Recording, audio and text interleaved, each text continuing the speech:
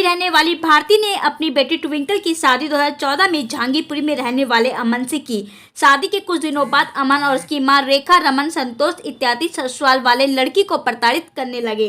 आए दिन लड़की के साथ मार पिटाई और बात बात पर गाली गलौज करने लगे। लड़की परेशान होकर अपने घर आ गई, लेकिन मां भारती अपनी बेटी को समझा बुझाकर ससुराल भेज दिया करती थी।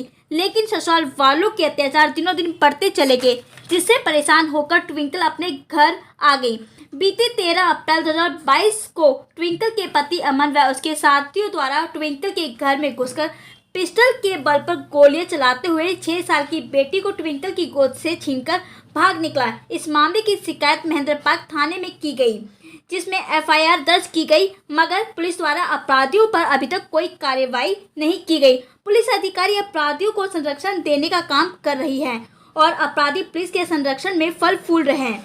जैसा कि आपको बताते चले, अपराधी अमन व उसके परिवार के लोग चरस, गांजा, अफीम, हीरोइन जैसे नशीले मादक पदार्थ बेचने का कारोबार करते हैं, जो कि पुलिस के संरक्षण में चलाया जा रहा है, जिससे कि पुलिस को मोटी कमाई होती है। इन सब पर ध्यान रखते हुए पुलिस इस मामले पर कार्रवाई करने से बच रही है और पीड़िता को कोर्ट कचहरी के चक्कर लगाने की सलाह दे रही है। देखते हैं कि इस मामले में पीड़िता को कब तक इंसाफ मिलता है। यह इंसाफ फाइलों में ही दम तोड़ देगा। ये तो आने वाला वक्त ही बताएगा कि ट्विंकल की बेटी ट्विंकल को मिल पाएगी या नहीं। ट्विंकल इंसाफ और अपनी 6 साल की मासूम बेटी के लिए या यूं ही दर-दर भटकती रहेगी। समस्या आपने बताएं। मैं उस्मानपुर से। समस्या क्या है, आप यहाँ पे आए हो?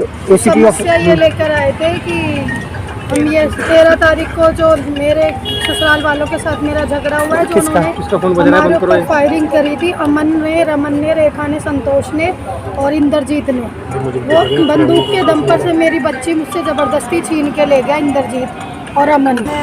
आज दोबारा हम महेंद्र पार्क थाने में गए तो उन एसएचओ ने हमें सीधा जवाब दे दिया कि आपको बच्ची नहीं मिलेगी। चाहे खुद अमन, रेखा, संतोष गैर कानूनी तरीके से मेरी बच्ची लेके गए, लेकिन उन्होंने साफ मना कर दिया कि हम बच्ची आपको नहीं दिला सकते, आप आगे चले जाए। उसके बाद हम डीसीपी ऑफिस अशोक विहार गए। उन्होंने भी सर ये सिर्फ कानून ये दिलासा दिलाता है कि आप कोर्ट चले जाइए, आपको बच्ची इस तरीके से नहीं मिल सकती है। जबकि मेरे ससुराल वाले अमन, रमन, संतोष गैर कानूनी तरीके से बंदूक के नोक पर मेरे से बच्ची छीन के लेके गए, हमारे साथ मारपीट करके, पथराव करके, फायरिंग करके। लेकिन सर उनका कुछ भी नहीं हो, उनके ऊपर ना कोई केस बनाया। महेंद्र पार्क वालों ने ना सिर्फ उनसे रिश्वत लेके हमें ही लोगों से पैसे लेके सर हमारे को ही सुना के बेइज्जती करके हमें ही वापस भेज दिया। अभी आप एसीपी साहब से मुलाकात की आपने, एसीपी साहब क्या कह रहे हैं? एसीपी साहब ने सब यही दिलासा दिलाया है कि आप कोर्ट चले जाइए।